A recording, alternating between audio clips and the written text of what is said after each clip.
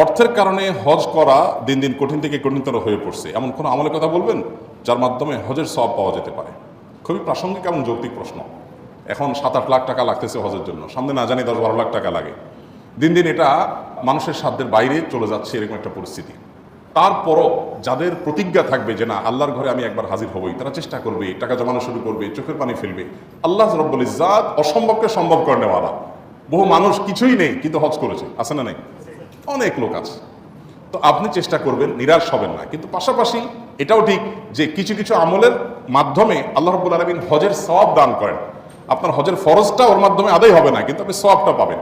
সেগুলো আমরা করতে পারি। যেমন দৃঢ় প্রতিজ্ঞা, 1 নম্বর। এটা যদি আপনি হজ করার জন্য দৃঢ় প্রতিজ্ঞা করেন, সকল ব্যবস্থা গ্রহণ করেন, এরপরে কোনো কারণে হজ করতে পারলেন না, আল্লাহ আপনাকে পূর্ণাঙ্গ সওয়াব দিয়ে দিবেন।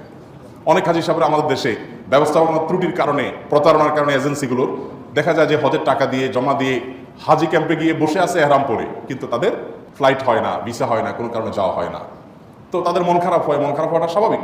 কিন্তু যেহেতু পূর্ণ প্রতিজ্ঞা ছিল, আল্লাহ পরিপূর্ণ হজের সওয়াব তাদেরকে দান করবেন। যদিও ফরজ আদায় হবে না, কিন্তু সওয়াব পরিপূর্ণ, হজ করে যা পাইতেন সে বিনিময় তিনি পেয়ে যাবে ইনশাআল্লাহ। অতএব 1 নম্বর হলো হজ করার জন্য দৃঢ় প্রতিজ্ঞা, প্রত্যয় এবং প্রচেষ্টা যদি থাকে, তাহলে নবী করিম সাল্লাল্লাহু আলাইহি ওয়াসাল্লাম বলেছেন মান হাম্মা বিহাসানাতিন ফালাম ইয়ামালহা, যে ব্যক্তি কোনো ভালো কাজ করার প্রতিজ্ঞা করেছে কিন্তু সে করতে পারে নাই, আল্লাহ তাআলা তাকে ওই কাজটা করার সওয়াব দিয়ে দিবেন। এজন্য হজ করতে পারছেন না অর্থের অভাবে, কিন্তু হজের সওয়াব চান, তাহলে 1 নম্বর কাজ কি করবেন? হজ করার জন্য দৃঢ় প্রতিজ্ঞা করবেন, পদক্ষেপ নেওয়া শুরু করবেন। দ্বিতীয়ত হলো বাসা থেকে কেউ ভালো করে পবিত্র হয়ে যদি মসজিদে আসে সালাত আদায় করবার জন্য, তাহলে নবী সাল্লাল্লাহু আলাইহি ওয়াসাল্লাম বলেছেন এই ব্যক্তি আল্লাহর রাহে, আল্লাহর ঘরে হজ করনেওয়ালা এহরামরত ব্যক্তির সমান মর্যাদা পায়। তাহলে আমরা তো এই কাজটা প্রায় দিন করি। এখন এই সওয়াব পাওয়ার নিয়তে করব এখন থেকে, যে বাসা থেকে পবিত্র হয়ে মসজিদে যখন আসবো তখন নিয়ত হবে কি, যে আমি আল্লাহর কাছ থেকে একজন আল্লাহর ঘরে যারা এহরাম করে যাচ্ছে তাদের যে মর্যাদা, আল্লাহ আমাকে ওই মর্যাদা এখন দিবেন এই আমলটা করার মাধ্যমে। আল্লাহ আপনি এটা আমাকে দিয়েন, এই নিয়তে, এই প্রাপ্তি আল্লাহর কাছে চেয়ে আপনি এটা করবেন ইনশাআল্লাহ। আগে আগে মসজিদে আসবেন, ওযু করে মসজিদে চলে আসবেন। মা বোনরা এখানে বলবেন আমরা কি করব?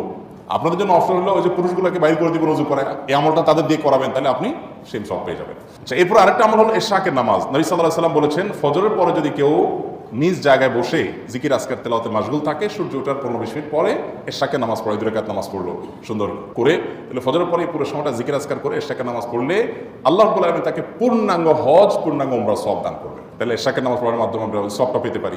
4 নম্বর আমল হলো যদি কেউ কোনো আল্লাহর বান্দা মদিনায় মসজিদে কুবায় গিয়ে যে কোনো নামাজ পড়তে পারে, বাসায় ওযু করে, হোটেলে ওযু করে মসজিদে কুবায় গিয়ে যে কোনো নামাজ পড়ে, আল্লাহ তাআলা তাকে একটা মাকবুল, একটা পূর্ণাঙ্গ উমরার সওয়াব দান করেন। 5 নম্বর হলো যদি রমাদানে কেউ উমরা করে তাহলে হজের সমান সওয়াব পায়। কোন কোন হাদিসে আসছে নবী সাল্লাল্লাহু আলাইহি ওয়াসাল্লামের সাথে হজ করলে যেরকম সওয়াব হতো, রমজানে উমরা করলে সেরকম সওয়াব পাওয়া যায়।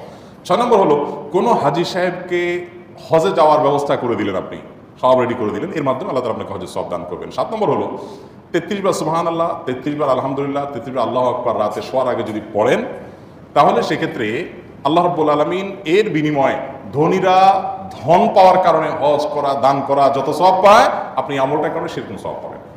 তাহলে রাতে শোয়ার সময় নিয়মিত আমরা এই তাসবিহগুলো পড়বো ইনশাআল্লাহ। আর 8 নম্বর আমল হলো আপনি বাসা থেকে যদি মসজিদে যান, উদ্দেশ্য হলো এলেম হাসিল করা, এই যে মজলিসটা এলেমের মজলিস, দিন শেখার মজলিস, দিন শেখার উদ্দেশ্যে যদি বাসা থেকে মসজিদে যান, এই ব্যক্তিকে আল্লাহ রাব্বুল আলামিন হজের সমান, হজের মতো সওয়াব দান করেন, হাজী সাহেবদের মতো মর্যাদা দান করেন। তাহলে এই 8টা আমল আমরা করতে পারি। আবার বলছি এক নজরে, 1 নম্বর হলো পাক্কা নিয়ত করা হজের জন্য, এর জন্য চেষ্টা শুরু করে দেওয়া, না করতে পারলে আল্লাহ তাআলা সওয়াব দিবেন। 2 নম্বর হলো বাসা থেকে পবিত্র হয়ে ওযু করে হজের এহরামকারী ব্যক্তির মতো সওয়াব পাওয়ার আশায় মসজিদে এসে সালাত আদায় করা এবং আগে আগে আসার চেষ্টা করতে হবে। তৃতীয়ত হলো সকালে ফজরের পরে আপন জায়গায় বসে জিকির আজকার তেলাওয়াত করে অপেক্ষা করা, সূর্য ওঠার পরে কিছুক্ষণ পরে ইশরাকের নামাজ পড়া। 4 নম্বর হলো মসজিদে কুবায় গিয়ে যে কোনো নামাজ পড়া।